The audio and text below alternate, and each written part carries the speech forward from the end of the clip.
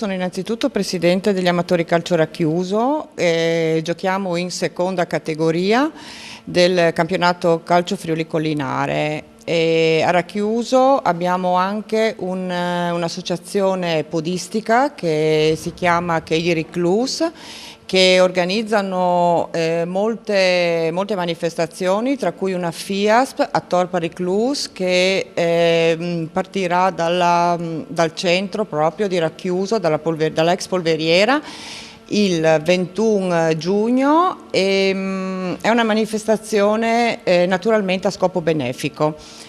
E poi abbiamo il torneo dei borghi che di solito si svolge a giugno, dal metà giugno verso la fine, a cui partecipano tutti i borghi del nostro comune, da Forame, abbiamo 2 squadre ad Attimis, 2 squadre a Racchiuso, nonostante sia piccolissimo, una squadra a Subit.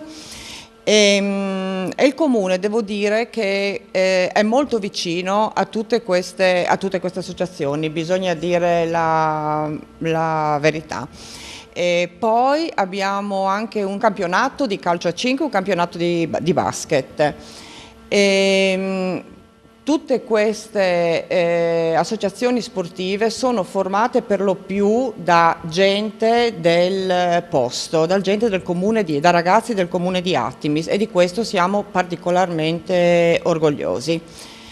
Siamo aiutati in questo dalla Protezione Civile, che ci è sempre molto vicino a tutte le manifestazioni, proprio dall'amministrazione comunale, e dal sindaco specialmente Sandro Rocco, e da tutti quelli che fanno parte della giunta e del consiglio comunale.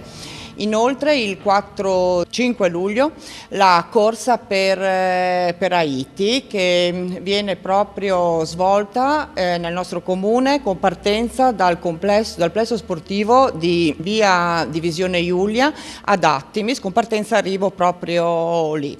È una corsa che ci ha dato molte soddisfazioni l'anno scorso, una corsa molto bella, organizzata veramente molto bene. Ho visto tanta partecipazione, tanto lavoro dietro questa manifestazione, tutta gente che lavorava per beneficenza.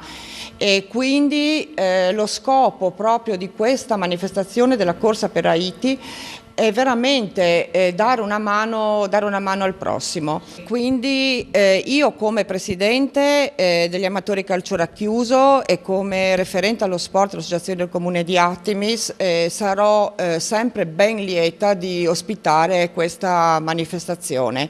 Quando volete, il nostro comune è sempre aperto a voi, e il complesso sportivo di Attimis sempre vi accoglierà con molto piacere per qualsiasi cosa. Noi saremo sempre disponibili per qualsiasi cosa che avete bisogno.